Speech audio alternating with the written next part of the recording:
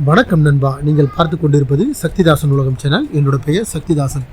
இன்றைக்கி நாம் பார்க்கக்கூடிய விஷயம் என்ன அப்படின்னா, பெட்ரோலியம் எப்படி உருவாகிறது அப்படின்னு பார்க்க போகிறோம்.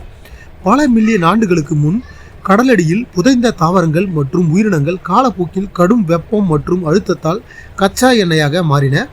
நிலத்தடியில் ஆழமான எண்ணெய் கிணறுகள் தோண்டப்பட்டு கச்சா எண்ணெய் உறிஞ்சி எடுக்கப்படுகிறது.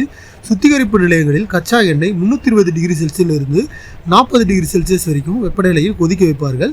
கொதிக்கும் போது எடை குறைவான பொருட்கள் ஆவியாகி மேலே செல்லும், கனமானவை கீழே தங்கிவிடும். ஆவியாகி மேலே சென்று தங்கும் அந்த லேசான திரவமே நாம் வண்டிக்கு ஊற்றும் பெட்ரோல். அதனால் கிடைக்கும் பொருட்கள் என்னென்ன அப்படின்னு பார்க்கலாம். எல்பிஜி கேஸ் சமையல் எரிவாயுக்கு பயன்படுது. பெட்ரோல் பைக், கார் பயன்பாட்டிற்கு பயன்படுது. நாப்தா அப்படின்றது பிளாஸ்டிக், சிந்தட்டிக் ரப்பர் தயாரிக்க பயன்படுகிறது.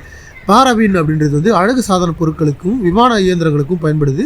டீசல் கனரக வாகனங்களுக்கு பயன்படுது. பியூல் ஆயில் தொழிற்சாலை மற்றும் கப்பலில் பயன்படுத்துகிறாங்க. லூப்ரிகேட்டிங் ஆயில் பைக்கு, கார் இயந்திரங்களுக்கு பயன்படுத்துகிறாங்க. பிட்டுமன் ஆயில் சாலை அமைக்க பயன்படுத்துகிறாங்க. இப்படி இதுக்கு ஒவ்வொருக்கும் ஒரு கொதிநிலை இருக்குது. அதை பற்றி இப்போ பார்க்கலாம். எல்பிஜி கேஸ் பார்த்தீங்கன்னா 25 டிகிரி செல்சியஸில் கொதிக்க வைக்கிறாங்க.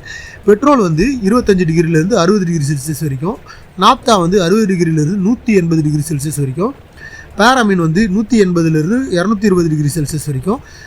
டீசல் 220லேருந்து 250 டிகிரி செல்சியஸ் வரைக்கும். ஃபியூல் ஆயில் 250லேருந்து 300 டிகிரி செல்சியஸ் வரைக்கும். லூப்ரிகேட்டிங் ஆயில் 300 டிகிரிலேருந்து 350 டிகிரி செல்சியஸ் வரைக்கும்.